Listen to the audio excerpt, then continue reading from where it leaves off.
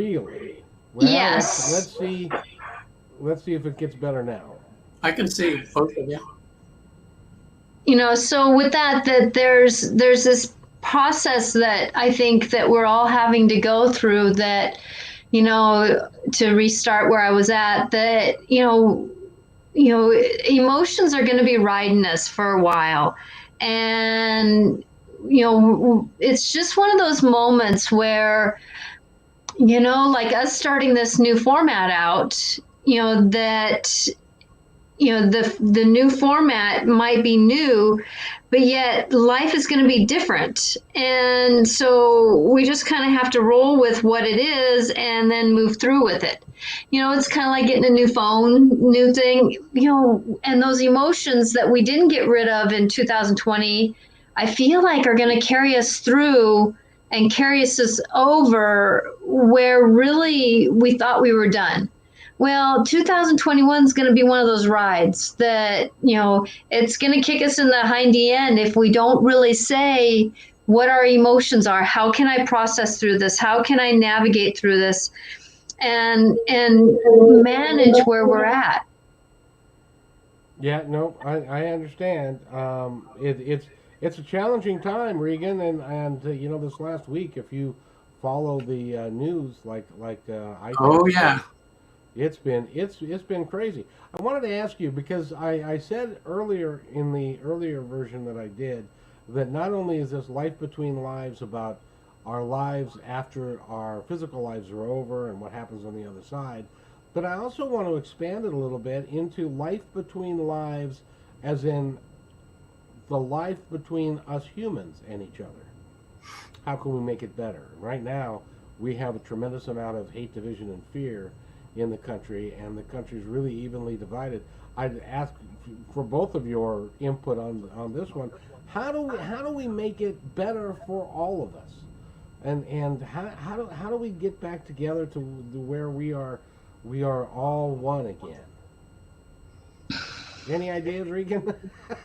That's a hell of a question, I guess. It's like kind of being at marriage counseling where you have both sides absolutely convinced that they're in the right, and you have the counselor in the middle, and they fight back and forth and yell and scream, and sometimes they have to cut the session short, and then they come back the next week and the next week, and eventually they work it out. And I think that's what's going to happen here. I mean, we're going to be yelling and screaming at each other because nobody wants to see the other person's point of view, where somewhere in the middle is probably pretty good. Both sides. Like when I look at the riots thing, I think Trump had a lot, takes most of the responsibility, but there was a lot of things that hadn't been done up to this point where they were dealing, with the way the Democrats were looking at things, where they were just kind of letting people kind of off the hook for doing the insurrection things that they did, that sort of thing, and because we didn't know what to do, at the time, and it's like in a marriage counseling, you're going to find out it's never always 100% one person's fault. There's always a lot of little things that combined it. But we have to look at it like in a marriage where they're at counseling because they want to make it work, and Right. where they wouldn't have gone to counseling if they were just giving it up. In other words, but they're trying hard to figure a way to do it, and so I think that's what we're going to see with Congress and the way the world is right now. We got to say, hey, look, the main thing we want to establish here is we want this to work. We don't, like I was thinking, if the crazy people had taken over the government last week, let's say if they had assassinated everybody that's in our government, where would we be? What kind of world would we have? What kind of order would we have? I mean, who would be running things? Who would be there to safeguard everybody? It would have been a mess. So I just think that what's happened is just show, like in a marriage where maybe things are fine, and then everything blows up all at once, and it's because of a whole bunch of little things that have piled on and not been taken care of over years. And then there's this big blow up, So I think we'll do it. We always do it. We're the only place in the world where you could have this kind of blow up, and then now try to get everybody back to the table and just argue things out. And so I think we're going to be okay, but it's going to be kind of ugly for a while. I agree. Now, I've never counseled marriage and two people and all that. Natasha, have you worked with couples and stuff in your work? Uh, yes, in a way I have. I mean, personally, in my own marriage, I've been my own marriage counselor. That's for sure. Because I've always taken the higher road, and not to say my husband was wrong. I mean, he was definitely in the right most of the time, a lot of times. Yet I was in the right most of the time, a lot of times. And, like going back to what Regan said about the marriage counselor standing in the middle, that, seeing both perspectives had some rights in it. And, and that's the perception that we should maybe try to take, is even if we're on one side of the road, how can we stand a little bit more, at least one foot in the other person's shoes, just to go, oh, kind of like for me, I'm observing that a lot of the Trump wholehearted lifelong, though that I put my heart and soul into supporting him, are grieving. And grief has anger in it. Grief has emotions in it. Grief has, why in the hell is this freaking thing happening the way it is? And a lot of times when people don't know about grief, like I've talked to someone who just had grief for the first time, and they were like going, I don't know what to do with this. And it was an interesting process that they were going through with this kind of grief. And it really helped me go, oh, that's what the world is feeling. That, some of us are yay and some of us are, oh crap. And but that's grief when we don't get what we all want. And, we're just in this moment of how can we manage this process with emotions in a caring way for our fellow man. That's where on the playground, when I've had to be the duty in between, this person had their perception, this person over here had their perception, and they felt they were both right, but I was hearing the story for the first time. And so I had to take a little bit of them and a little bit of them and bring up to the story and say, you know what? I feel like you both had emotions that were needing to be heard, but can we maybe, instead of trying to be the right person, can we maybe just try to be friendly, even though we don't want to be friends? Yeah. Can we just be friendly? And then they kind of step back and they go, oh, yeah, I guess we can. And then the kids are so innocent about things sometimes, especially the K through second grade. They have an innocence about them, and they kind of go, okay, and they move on. And sometimes those emotions didn't get healed, but they got managed enough that they can kind of say, yeah, I guess I can move on. Yeah, I guess I can do what I need to do. And just doing those kinds of things that just kind of work through life. Well, the problem is that you're dealing with elementary school kids, which are much older than the people in the government and the people on the other side. I would agree. They're not nearly as mature as your typical second grader.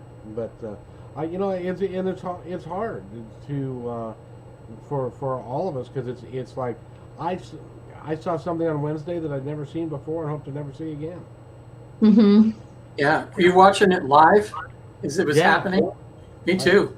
I saw 9/11 live, and I saw that live, and I thought that they were very close to one another. Yeah, you know what? I had the same feeling of like disbelief and sadness and anger, and all the emotions come up. I think, but I thought, one thing is kind of good that it happened.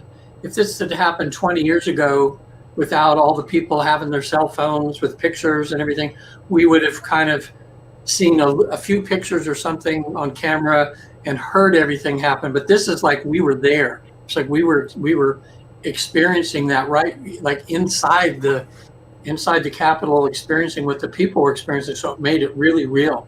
It's like when the ugly just is right in front of our face. That's the thing with Floyd. When Floyd died, we saw it. If we'd have just heard about it, it wouldn't have had half of the impact as it did when we actually witnessed it ourselves. So I think it's going to hopefully shake people up. But we got to come to the table, and both people have to say, look, the Democrats have to say, hey, whatever's going on here, we need to work together. We need to, come on, let's work this out. And there's going to have to be lots of compromise on different things. There's going to, have to be a lot of things. But if we can't come together, then we're looking for a real mess, How do we, when you go back to the Bible and you go back to a lot of spiritual writings, we talk in terms of be kind to your fellow man, be kind to each other, treat others as you would like to be treated yourself. How do we, as well, number one, as a show, and number two, as just people in general, how do we convey that message in a more in a more positive and forceful way, that we need to be kind to one another, and we need to help each other, and we need to not be angry at each other anymore?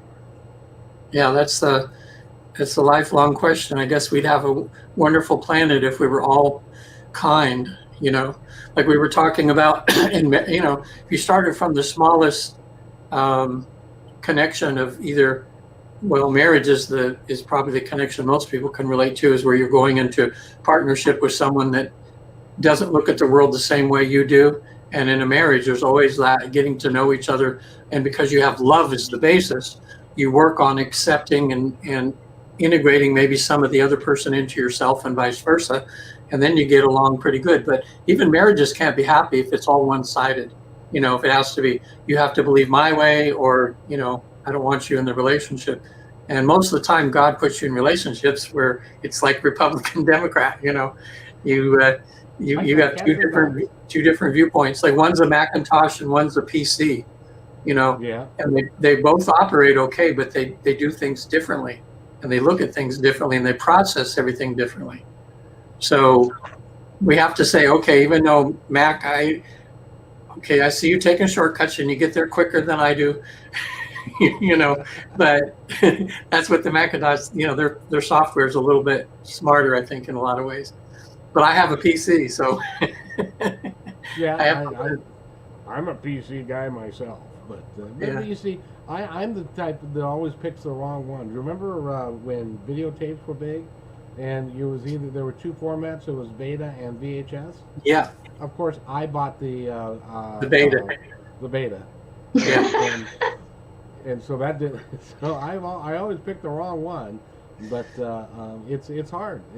It's hard for us to figure this out. Natasha, what do the guides tell you we should be doing now?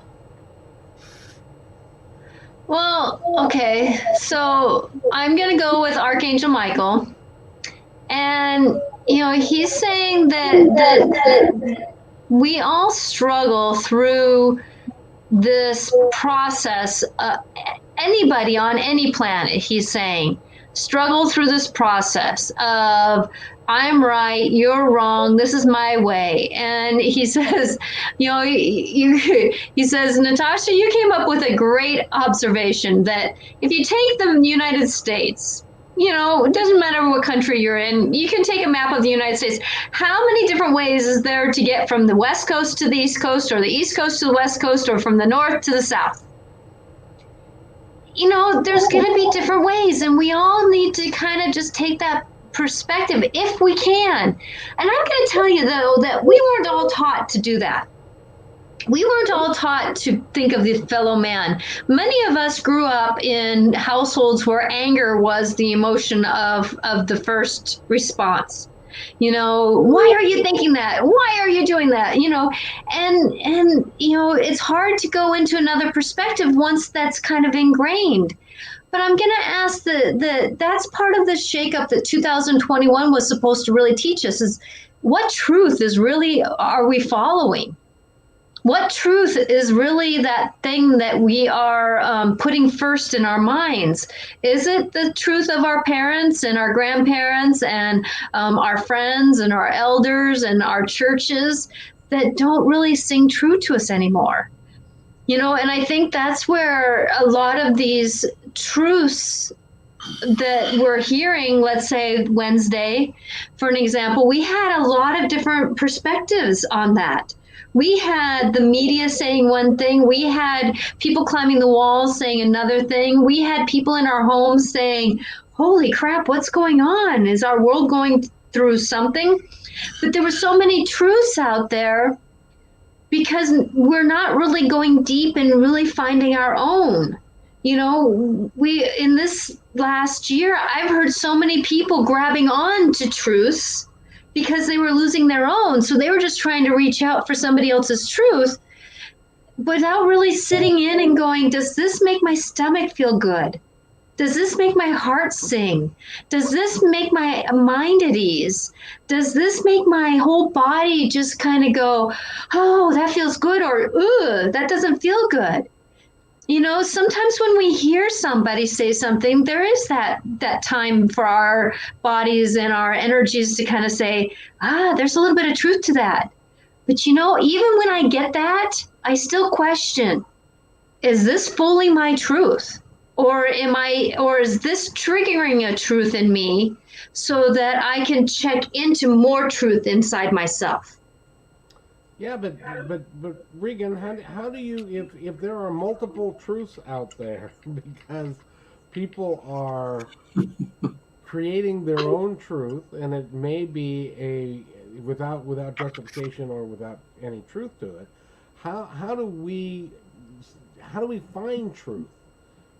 Because we've got a couple of different sets of folks that believe that they're right and that they are the ones that God is using to create something better. And so if you've got two diametric views like that, how do you bring them together? I'm lost. I think we all are, because it's, I mean, anybody, I don't know, I'd like to hear what the Dalai Lama would say right now. I think he'd just smile. And just, he'd go, you work it out, people, you know, kind of. But, well, the one thing you have to have is, for sure, none of this can be done if it's coming from a selfish place, you know. And that's what we all, in this life, we're kind of born, in a sense, selfish, and then we learn to become selfless. But, you know, some degree of kindness, some degree of love has to be put into this whole thing. If people would just say, okay, when I'm making an argument now, and think, are they coming from a love point, or are they coming from a, you know, I have to be right, I can't be wrong, I can't look at anything different than the way I'm looking at things, you know, or anything that when they're in discussion, they're talking to people about this issue, you know, is what you're talking about. Think of it as pluses and minuses, and the middle is neutral. But are anything you say and do, is it going to the plus side, or is it going to the negative side? I mean, it's obvious to see this with Trump, whether people are following him or not. There's some sort of negativeness there, you know, in his character, and that. I mean, we'd all like to see. I don't know. I'm trying to think. There's been some movies out where they have these presidents, and they're like, I mean, you can't. The movies are wonderful because they're like the kind of president we all wish we had. You know, that's kind and considerate and has amazing integrity and always does what he feels is the right thing. You know, when I watched the show, did you watch the show Designated Survivor? Either of you two? I have. You know, and that was, you know, Sutherland. No, not Sutherland. Or was it? It was Keith or something. Keith Sutherland was he? Okay, and he. Oh, maybe I have. Yeah, you know, and it was kind of like this, where there was a bomb and all of the government got blown up, and he's the one that becomes president, and he was way down the ladder, you know, way down the ladder there, and he had some integrity and some honesty and everything, and it was a great show from that perspective, and you're really rooting for him because he always seemed to try to do the right thing, and it wasn't about his own personal, you know, power, his own personal ego and everything. So I don't know, but even as spiritual as I am, my emotions have been all over the place this week, trying to understand everything. I know. Well, guys, I'd like to take just a minute, if you guys don't mind, because I want to explain to our audience that's either listening now or is going to be listening later, because these would, and Regan, I'm not sure that I've told you, but the cool thing about this format is that this will appear on Facebook for a period of time and also on YouTube, and it's going to be on Natasha's YouTube channel as well. and stuff. And we're going to do this every day at noon, from noon until whenever we're done, which will be closer to 1. And we're going to do that Monday through Friday. And tomorrow we have a young lady who's going to be a regular on Tuesdays. And this is Natasha, this is what I really like about this program. Are you ready? So what is Conversations with Coriel all about? It's a weekly series on a wide variety of topics, from the metaphysical to the philosophical, from the erotic to the exotic, from the mystical to the spiritual. It's all about showing you how to enhance your life. And I'll also be showing you ways on how you can enhance your animals' lives too. I'll be joined by host Kevin McDonald. I'm happy to have you here. Now let's have a conversation. Isn't that a pretty cat? Yeah. Yeah. And so that's going to be on Tuesday. And then on Wednesday at 4 o'clock, we've got another show that I want to highlight real quick. And that is, let's see, that would be this.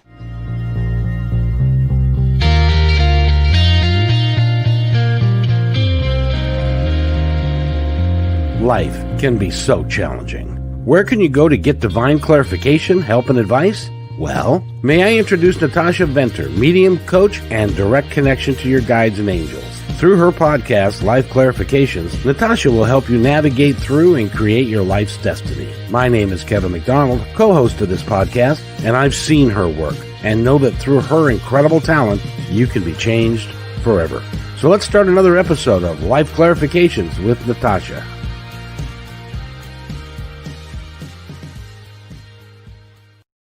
I wanted to play that just because, just by way of letting people know that you're going to be on. It's going to be Life Clarifications with Natasha, Wednesday at 4 o'clock, and we do that every week. And on Wednesday for lunchtime, I have an author that's going to be coming on. His name is Eric Hall. So, but I also wanted to let people know that if you want to come on the show and join our little entourage, if you've got something to say, and we can work it out, just send me an email at myindependencereport@gmail.com, and we'll see if we can get together and put something together for you. Because like we're doing every Monday at 4 o'clock with these two fine people, and I forgot to give you a proper introduction, both of you. So I need to do that, which is Natasha Venter is a gifted psychic medium and life coach. And Regan Forston is a hypnotherapist, an EFT practitioner, and a whole slew of other stuff. Of course, you're a little older, so you've had more time to practice. Yeah. Which is really cool, and we'll give you out their email addresses as we go along, so that you can go talk to them. But it's great fun to put this together, and it's going to be really a lot of fun, I think. I'm hoping so that we'll gain an audience over time, and it'll be a lot of fun. So that's great. Yeah. This is the time I think you'll probably get a lot of people that have some sort of positiveness to add to the discussion of so much that's going on. Because it's just good to get a whole lot of different people's viewpoints and things, especially people that are coming from a love side. Like how can we fix this, and not the haters, No, we're not interested in having haters, and we don't talk politics much, but because we want to get rid of hate, division, and fear. And the only way to do that is to care for each other and to love each other and recognize, even though we're different, we can be together. It can work. Yeah, maybe you probably would have done this, Kevin, but maybe if you type in books that are about love and that, authors, you can just contact some of the authors and say, hey, would you like to be on the show? Probably get a lot of takers. Interesting that you would say that, because if you go to my Independence Report, on just Google My Independence Report, I've got 180 episodes, and some of the ones going back a little bit have got some really great authors and some really great messages. So I hope you do that. But let's talk about more today. Natasha, what do we do? What do you think on the other side, the folks that are kind of working with us And then, Regan, I'm going to come to you with that. What do you think they're thinking about what's going on with us right now? I am getting the perspective that even talking with Mother Mary like I do, and believe me, the Jesus, Mother Mary, and all those have no religious they're not connected. They won't talk to me just because I'm Catholic, or a Christian. They talk with me because I am someone who carries love, that carries understanding, who carries the message so that they can have a message through me to whoever would like to listen. And so with that even her, she's saying that we have from day one on this planet had struggle with each other. You go back, she says, to the caveman. One tribe was better than the other tribe. There's been struggle since humanity even was a spark to even be thought of. And she's saying that the only way that we're going to work through this is like what Regan says, is through love of the fellow man. And it doesn't mean that you agree with them.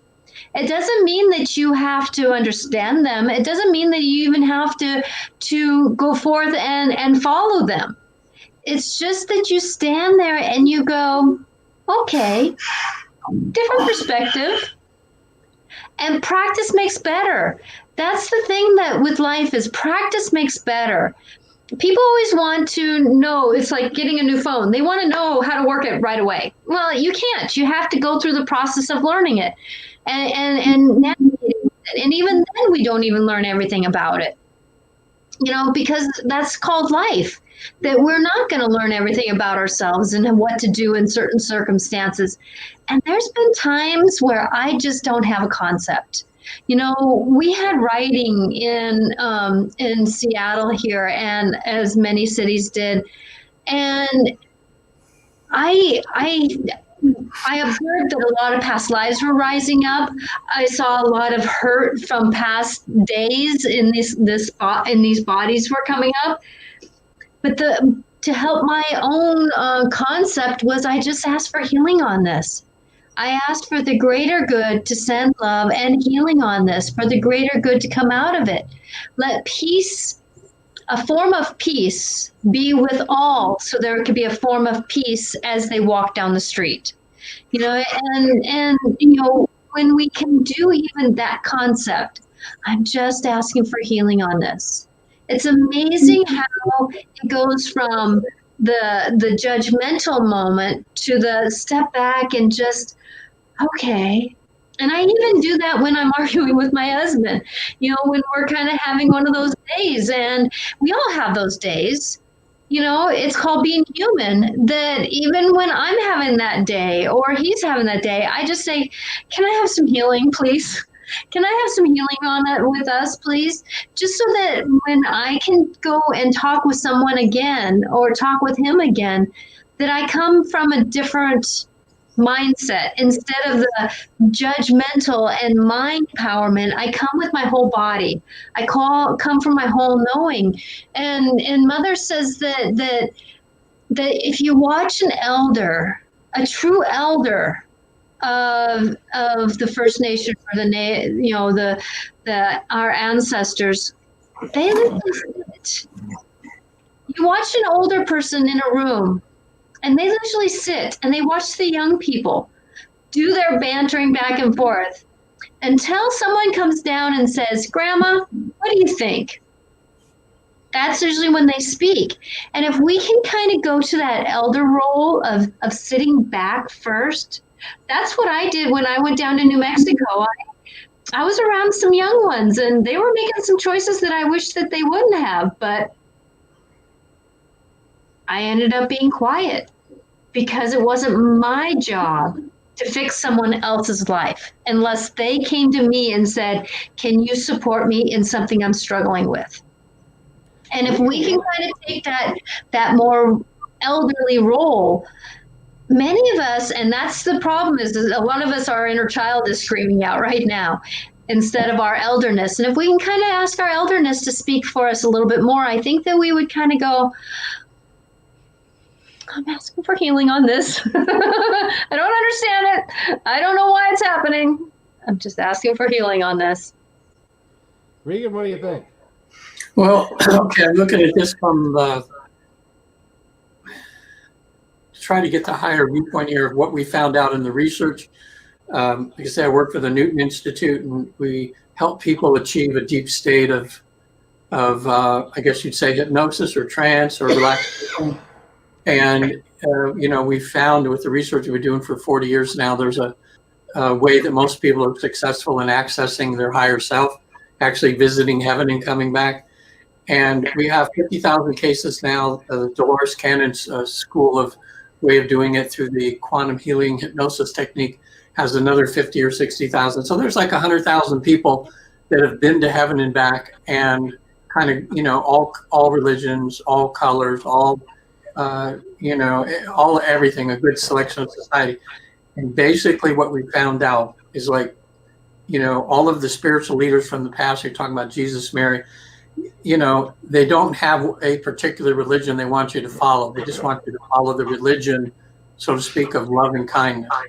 And there's many ways to do that. So whether you're Christian or Buddhist or Muslim, if you follow those religions with their highest calling, which is peace and kindness and love, then you're doing good.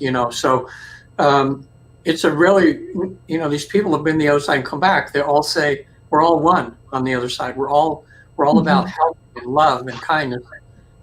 And they're down here for, to learn, I guess, to be even get themselves at a higher level by coming down and having to go through all these trials and tribulations, dealing with the angers and learning how to deal with love. So, and that's what I think that Natasha tries to help people do, that I try to help people do, is to kind of go beyond their human self in a bit, see things from a higher viewpoint. And when you do, you come back in your body and you go, what the hell are we doing? We have to, we've lost, we're not being very loving right at the moment. And all of a sudden when it softens your heart and you start to look at things a little different, and come at it with love, then miracles start to happen. I watched a cool movie over the weekend, and it's a little bit hokey in a way, but it's a really good, nice kind of, I would say, a family movie to watch. Actually, I think it's about the Mormons, a true story called The Fighting Preacher. It just came out. If you type it in, or actually it's on YouTube for free, I think. And it's a true story set in early 1900s about a woman missionary who is sent by the church to. They bought back the house of Joseph Smith, which had been 82 years since he had been gone. Since he was chased out of New York and all that. And they go back to try to reestablish the Mormon church back where Joseph Smith first started things. And the people just hated them when they first got there. That really good actor, really good husband, wife, and their child that they have is just good actors. But it shows you how they go from being hated by everybody, getting spit on, being, people wanting to kill them and everything because they're Mormon. And the way that they overcame that is they eventually find out that they did it with kindness. And after 25 years, they had warmed up everybody in town and warmed up to them. And when they left, when their mission was done, they had a big meeting there, which is all true, saying, you're the nicest people we ever met, and we're glad that you are our neighbors. So it's a good one. If everybody watch that, this is called The Fighting Preacher. It's got some dry humor in it here and there, which is kind of cute. It's almost like a Little House on the Prairie. That's what I kind of feel, feel good for me. And so if you just say whether you're, it doesn't matter what religion you are, but if you just do kind of what they do, and that's proof that you can win cold hearts over to warm hearts by being loving and kind. Anyway. Which is something that we don't do nearly enough of. Oh, well, it's weird. I felt embarrassed, but I was to myself. I'm here in my office watching it myself, and some of these things when they do the kindness things, and when you see people turn around, it's made me cry, And I thought, whoa, if we could only do that now, we need a lot of that. Well, I think we can. It's just a matter of getting enough people on board with it to understand that there really, honestly, there is no other way. Because when you're angry and you're fearful and you've got hate in your heart, it's going to stay there.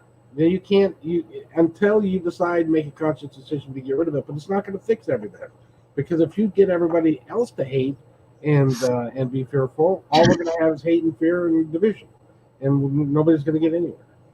Yeah. So if people watch that movie, some people are going to go, "Oh, I can't watch it because it's Mormons." If you're another Christian, but you got, it's like, nobody has the monopoly on kindness and love. It should be with everybody. So if they just watch it and just say, "Hey, just incorporate what they did into whatever your teaching or belief is," and the world would be a pretty cool place.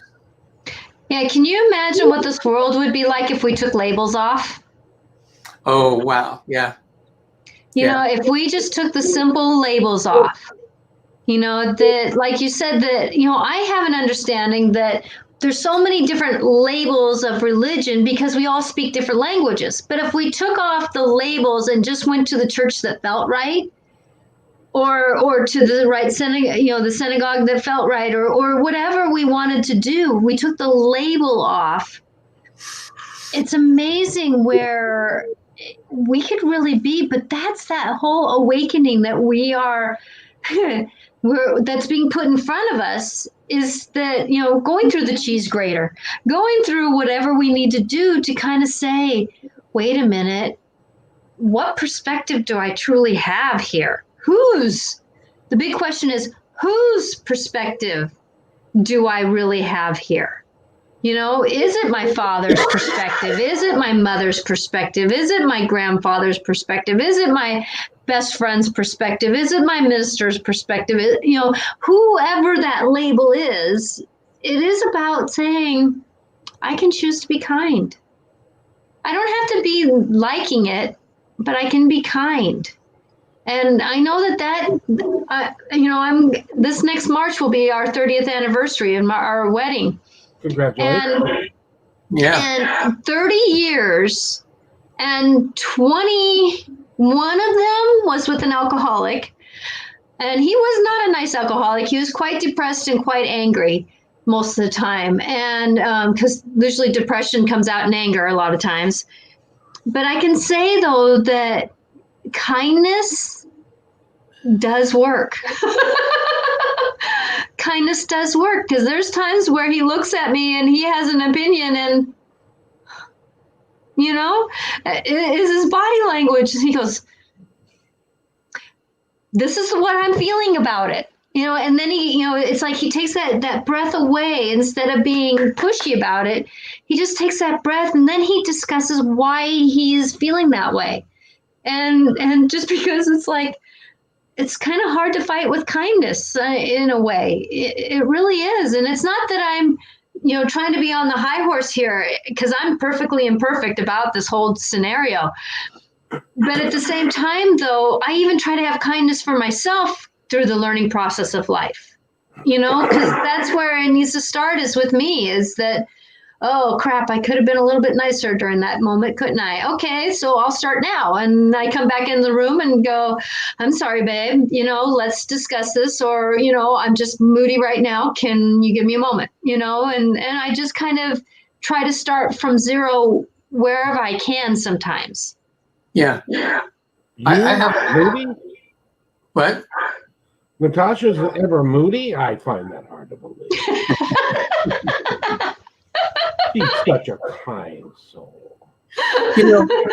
Until you piss her off. And then life changes. Well, my husband spent the night in jail because I don't know that we want to hear that story. To come home, because when I get really angry, I don't speak to anybody. I kind of close the door, because I didn't know really what anger was for quite a few years. I really didn't. I had to learn how to be angry, actually, because I didn't grow up in an angry house. You know, I was bullied when I was younger, but yet at the same time, my parents, I never heard them argue. We had discussions. We had opposite opinion discussions. We had, this is the perspective we need to have. I grew up in a magical house. Don't get me wrong. My dad was very intuitive, so he had a whole different perspective than a lot of people. And my mom was too, but not as much as my dad. And so with that I had to learn about that anger button. And my husband's starting to find out that I do have an anger button, and he's not too sure he likes it either. I'm really probably pretty sure that he wishes you had never found your anger button. Yeah, because I used to let a lot of things slide off, and they're not sliding as well as they used to. You've got the red hair and stuff with the Irish temper to go with it. Yeah, but I'm not fiery at it. And I'm not one that I try to point my finger and go, you're wrong, but that kind of anger. It's more, this isn't working anymore, type of anger. Yeah. Kevin, we should do a whole show on anger and anger management. I agree. I can help a lot there because, I went through 3 years of anger management when I was 42 to 45 and went every Thursday for 3 hours because I had anger issues that were causing me to lose the respect and everything of my wife and my kids. And it was the beginning of really turning my life around. But I was with some awesome, the program I went through, they started in San Quentin of all places because they used it to deal with some of the worst offender or worst people with anger there. And they had such success that they made it a public program. Unfortunately, it's only available now in Sacramento, I think, California. But I've used that in my practice. It's one of the things I specialize in is teaching people about how to deal in a way with their anger. And the first thing people realize is you're never going to not be angry. Anger is just a natural human emotion. It's that when you feel that way, it's what you do with it.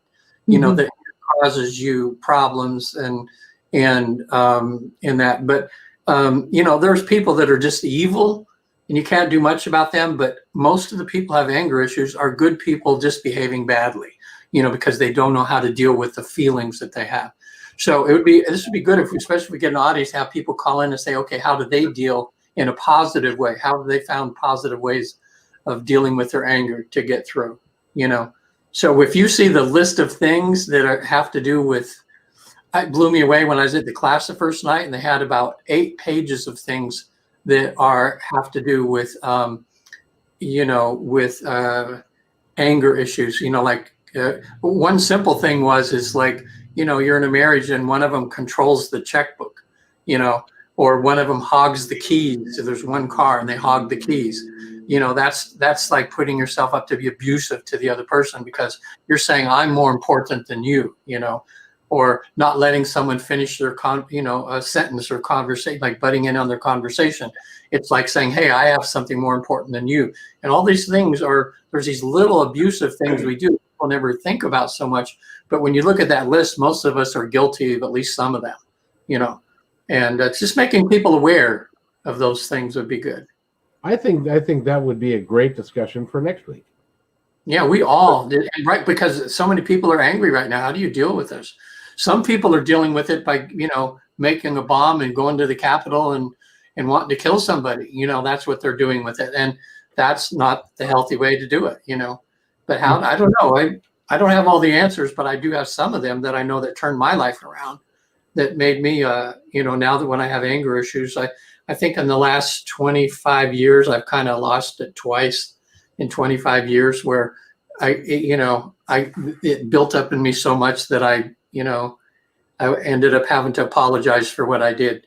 But used to be, I was a thrower of things and I would throw or smash something or whatever, and it was just because I had all this emotion. I didn't know how to deal with it, So I was just a good man behaving badly, but anyway, I pretty much overcome it. But it's scary when you feel like right now, the anger that I have, and I don't know exactly where to put all this anger because I know there's a lot of good people out there that in this political thing that's going on that are good people, but somehow with the information that they have is different than my information, and they're looking at it in a way that's, not the way I see it, but I don't know. Yeah. But yeah, we'll have to do a show on that, and then hopefully we'll have some people call in and say, okay, how do they deal with not being destructive when they have these feelings of anger? Yeah, how they do. I was a door puncher myself. Yeah. Lost a couple of doors that way. Yeah. But see, I don't even care talking about that now because I know that's not me anymore, and I think it'll help other people to just, like when I have clients that way, I think they come to me for anger management. They like the fact that I used to have a problem myself because they know I can identify with them, and they see me that's pretty much overcome it. I would say 99% overcome it. And then they go, okay, maybe I can be that way too, Well, I like the way that you handle stuff, and that's really cool. Both of you guys are really, really cool people that people should go see and talk to. Like Natasha, if somebody wants to get a hold of you, how do they go about doing this? You can get a hold of me at angelicclarifications.com or Natasha at angelicclarifications.com. And I wanted to also kind of put out there that a lot of people right now, we have to check in. Is this emotion that I'm holding mine, or is it out there in the universe that I'm just picking up? Because a lot of us are empaths. A lot of us who don't know we're empaths feel a lot of other people's emotions, and then we take it on as ours. It's kind of like when, we're fine, we're happy, and then somebody comes in the house that's angry, and all of a sudden we find ourselves angry. So we really have to decide, is this ours or not? And, a lot of us who are watching a lot of what's going on, we're getting angry because that's what's being shown on TV. That's being shown on these different formats or are being triggered by, I'm going to call it propaganda. It's like, what are we watching? What are we doing? And it's about checking in with our own energy. Is this mine or is this somebody else's? And that's one thing that I keep asking. That's how I've survived 30 years of marriage. Sometimes I have to ask, that's not my energy. That's somebody else's energy. And I'm just going to have kindness while somebody else figures out how to manage their own. But then there's also times where I get in the car understanding that my emotions are I treat them like friends. Like, hi, anger, how are you? Hi, disappointment, how are you? Hi, happiness, how are you? It's like my best friend right here. And sometimes when I get in the car, especially like after work, and there's something that happened where I didn't agree with, and I'm a little frustrated, I sit in the car and I just kind of hold on the steering wheel and I go, in a louder voice to get that emotion out. Because sometimes all that emotion wants to do is be heard. Now, some people can, like when I was getting divorced from my ex-husband, I took a piece of paper and I just scribbled on a piece of paper and got that emotion out of me, because that's what was needing to be relieved. If we don't release the cap, it's kind of like a pressure cooker. If you don't release the pressure, it's going to blow its top. Well, that's why a lot of us have problems with emotions, is because we don't talk about them. We don't talk with them. We don't engage that, like I was saying, a lot of the supporters of our president that's going to be leaving, they're probably going through grief and they don't even recognize it. They're in anger mode.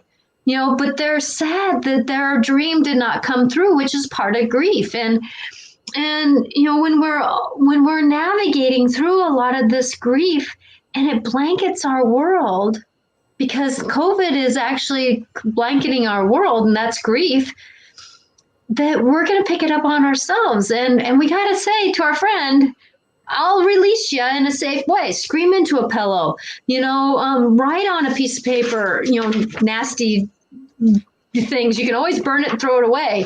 You don't have to show anybody else what you're writing, but get it out of you, because those emotions need to come out. Or do they? Yeah, look at the, it would have been interesting to have a psychologist or something on the show that really understood mob mentality, because I almost guarantee there was a lot of those probably whole lot of the people that they were getting caught up when they saw other people going to the Capitol. They just were following. They were taking on the consciousness of those crazy people. And I wonder how many of them, as they're going through that door, if they realized that there's going to be 5 people that were going to die because of what they're doing at that moment, would they probably would have gone, oh, wait a minute, what the hell am I thinking? But they just were just kind of going along with the crowd. It was like a mentality that this energy that was taking over the minds of a lot of people that ordinarily wouldn't do that sort of thing. Mm-hmm. So, and I would say though that, and I want to ask that, answer that question, Kevin.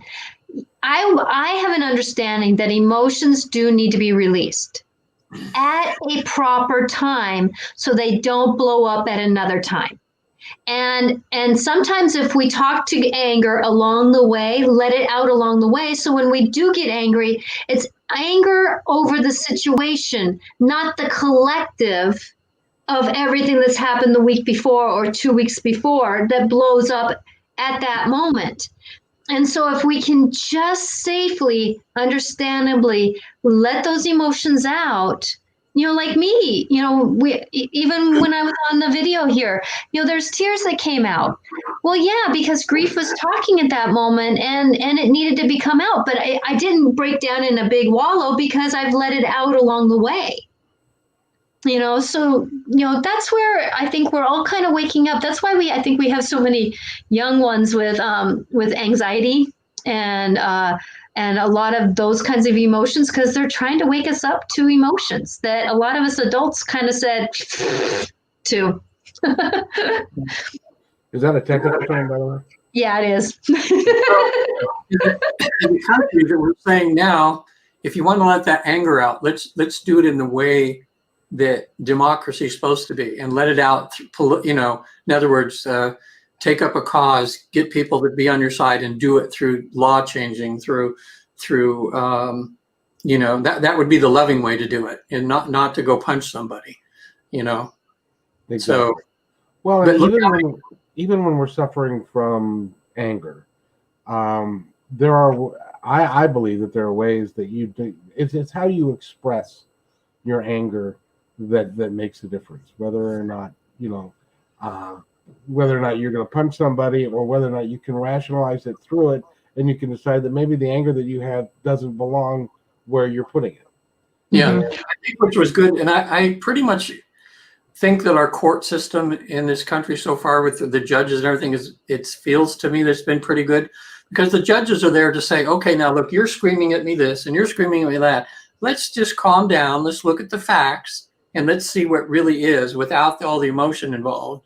And then, like the judges, the Giuliani would say, well, this, and then the other side would come in and go, well, what you didn't know and you didn't see was this. Now look, here's the truth that happened. And then the judge would go, okay, no proof. We just looked at the facts. And that's good that the courts seem to be, that. I don't know, I'm so glad we have them so far, because they've been able to just take both people's sides and calm it down, look at the facts, and then say, look, just take the emotion out of it. What you're saying is not believable, or not true, or not provable. Well, yeah. And what Trump was, when he put 3 justices on the Supreme Court, what he failed to recognize is that those people do not swear allegiance to him. Right. They swear allegiance to the Constitution. Yeah. Now, there are 2 different ways, or several different ways, to look at the Constitution, but it still is the Constitution. And and like right now, it's like, if you just take Trump, say, like, I guess I would probably be a independent libertarian more, but if I had to pick Democrat or Republican, I'm maybe slightly a little bit more Republican than Democrat, but I'm almost changeable there. But I say, well, look, the principles, if you want the Republican principles, just get a better person in there to represent you, and then get your things done. Because it shouldn't be about Trump. It should be about your principles. So they just somehow got the wrong guy in there, that's ruining things for them. So get a better person in there, and then proceed with your agenda to, the world to be more Republican-like, just fix it. So you say you're kind of a Republican? By the way, ladies and gentlemen, this is Regan's last show, and I just wanted to thank Regan. Just kidding. Yeah, I register independent because usually when a situation comes along, I go, well, why does it? I just want to look at the situation and see, well, what do I think's the best thing, no matter who's bringing it up. That's why I never quite got the party. Like, why do you have to decide that if you're, well, like the abortion issue with Republicans, a lot of people are Republicans because they're more anti-abortion when the Democrats seem to be more pro-life, And I say, well, it's a woman's right to choose, which I guess would make me a Democrat looking that way. But, it's just, sometimes it's a single item why they're a particular party or another, So, Yeah. Natasha, your thoughts? I'm asking for healing on this whole thing. Well, I'm taking the fifth. I'm asking for healing on this because, and I light a candle every day. And I light a candle every day, and its intention is love. Let the universe, let our world, let Mother Earth, let the people on the earth feel a form of love. Let the children be fed that are hungry. Let the people who are needing help need help.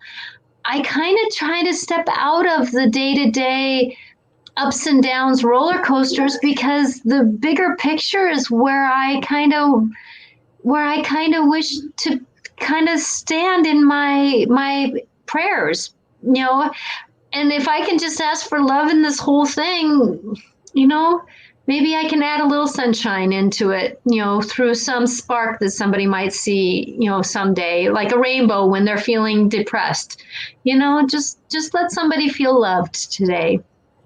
That is a wonderful sentiment. Now, and we need to wrap this up, but I just wanted to say, because Regan, I agree with you in regards to the abortion issue, because what I don't hear from one side is, I think that for the safety of the woman and for her right to choose, that abortion should be safe, legal, and rare.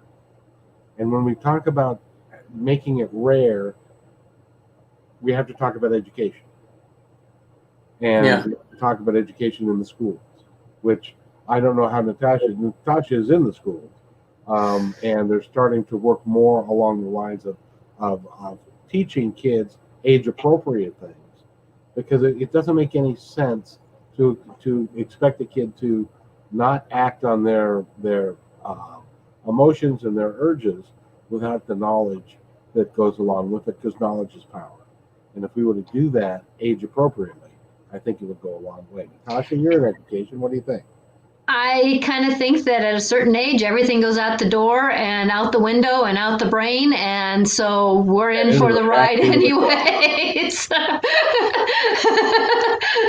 But yes, education, I think, is, somebody's got to have somebody's in a different mindset at this different times. And we got to help people feel empowered, not powerful, but empowered to make a choice, empowered to do what feels right. Empowered is that inner knowing in ourselves that says, I'm important. I don't have to go to somebody else's bed or somebody else's situation because I'm feeling less than. The more that we can help women and men feel empowered, the kids, either way, empowered, that's when they're going to be stronger in knowing that this doesn't feel right. Like both my kids, I had 2 teenage kids, and one basically told me, I don't want a girlfriend. There's too much politics, because he felt empowered to say it's not worth it to him to play those games that, somebody else wanted to play. And that's what I was hoping for, is that my kids would feel some form of empowerment to make a choice that they can make. And that's what I'm praying for everybody else. Well, there's also the gospel according to Whoopi Goldberg, which is kids are going to do it because it feels good. I don't know, but pretty smart. Well, go ahead. Yeah. Well, I was going to say, if we did a show on abortion, it doesn't matter what side you're on. It's so controversial that would just, crazy. But all I could say is the bits of, from looking at it from the soul level, like, people on the other side, or like, from heaven in a sense, There, even the simple thing about when does the soul enter the body, from the research we're finding out that a vast majority of souls don't enter the body until it's been pretty well developed. Some of them come in the body, they come in the fetus, and then they go back to heaven for a bit. Then they come and they keep, in a sense, kind of visiting it, checking it, kind of hooking up the energy to the body. But very few that we've had, when the question's been asked, very few were there at conception. It's usually sometime later, when the soul comes in. So, because some people say, well, the moment of conception, that's the soul. Well, when you realize the soul comes in at different points, it comes and goes, it starts giving you a little different perspective. So, it ultimately gets down to the individual and their belief system and what they choose to do. And if they choose the wrong thing, let's say they've made a contract to bring another soul to come down, and the woman's made a contract with that soul to bring it into the earth, and they get down here and change their mind, then they maybe broke their contract, and so somehow they have to balance that out in a future life or something, to do something. So, but the main thing is, you notice in this afterlife thing, when the baby's aborted, that soul just is kept from coming into the world, but the soul is still there. It's like its soul hasn't been destroyed, or no, it just chooses another path. It'll choose another path. Is what happens. It chooses another path. Yeah. So, I mean, and like I say, we're just doing research. That's what people from the other side tell us. So let's just bring out the information, and maybe it'll help people to understand it more for helping them make a decision if they ever come into that, and to not be hateful or anything to people on whatever decision they make, because ultimately it's that person's. If they make a wrong choice, they're going to pay for it in some way, but maybe sometimes it's meant to be, Exactly. Yeah. So, and like Sue says, some souls come into this world not planning on being very long. That's why we have a lot of young children that have heart problems and they leave early, or that they're just meant to add their spark of whatever they were supposed to teach during that time. And who's to say what that timeline is? I've had many miscarriages, and I did feel a soul connect with me, but never stay with me. I remember being born, I remember coming through the birth canal and seeing the doctor's face and all that, and being with my body. And I remember being with my mom through different times. I remember my kid, especially my youngest, asking me to come to me and be my child, and then different times be with me. And so I've had those experiences of the soul knowing when to come and when not to come. I remember my oldest being in my belly, and all of a sudden a dark being would be at the foot of my bed because my child's soul was going to be bright, and they wanted a bright light to be not here. And so I told them, no, go away. And so I've had these different experiences with the soul coming in and out and out and in, and different perspectives that way, with miscarriages and carrying children, that, we've all had these different experiences, and souls kind of pop in and pop out. And then if it doesn't work with one, they'll go to another one that feels kind of to follow through with that journey of what was called to be. Yeah, talking about another show too would be on the research we've done, because in the life between lives, if they're going to a past life, we take them through their memories in this life and then into their mother's womb, and we're able to have conversations with the soul while they're experiencing being in their mother's womb before they were born.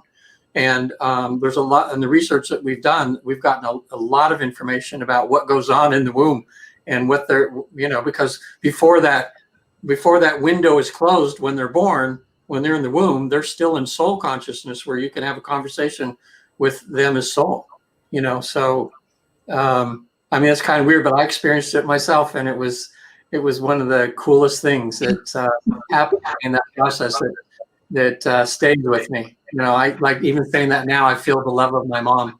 I can just feel she's such a beautiful soul, So.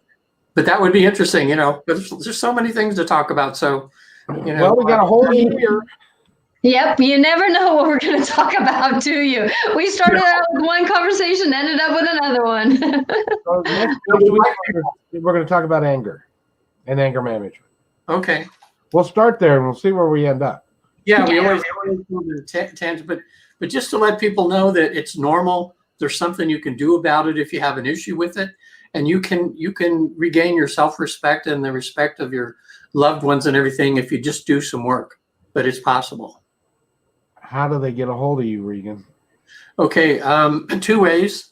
If it's the spiritual stuff where they want to experience a past life regression, or actually even the great thing now, life between lives, where they actually can go to heaven and visit loved ones in full consciousness and get confirmation that they're eternal soul and that they came down here for a reason and a mission.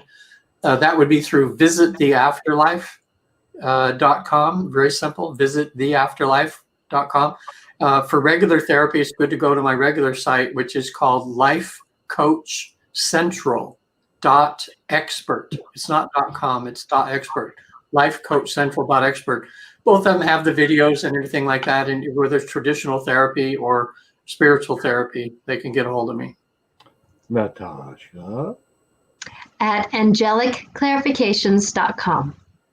Very good. And I'd like to thank Veronica and Susan for dropping by today. They're wonderful human beings and they like us. So you like us. It's so nice. Thank you. Huh? Those are a couple listeners that we have. Yeah, they've been making posts. Yep, we had more. And Well, you guys who are watching, yeah, feel free to join the discussion anytime. Absolutely. And we're going to start doing this so that they can call in. But that costs a little bit of money, and nobody's calling in. I even offered $20 and nobody called in. So Okay. So we'll do that. And but I want to thank everybody. Remember, now My Independence Report is on every day at noon, Monday through Friday. Tomorrow, Coriel Kramer is going to be here, and we're going to talk about consent. Consent is a really big word that people don't know what how to achieve consent so that it's clear and everybody's happy with it. That's really is an important topic. So we're going to talk about consent tomorrow at noon, and then on Wednesday I've got Eric Hall who's going to be here and at noon, and then at 4:00 He'll be with me with life clarification. So we talk a lot about some of this stuff and a little bit more stuff, just trying to help people through life. And I love it when somebody can come forward and ask questions, because it does help that person and others. We never know what somebody else is going through, and we're not alone. If we're struggling with something, somebody else is. And so that's why I love to talk about life clarifications. Like the last 3 I've talked about is before change, during change, and after change. And we may talk about some emotions that a lot of people are having going through 2021, because there's a lot that are still being carried over from 2020 that a lot of people haven't let go of. So I don't know yet what we'll talk about. We'll come up with something. We always do. So, given that, thank you everybody for paying attention. Now you can pick up the replays of this on YouTube, and also Natasha's Facebook or my Facebook. So you can go there and do that. So with that, I'd like to thank everybody for paying attention. And thank you, Susan, for being here all the way to the end. Have a great day.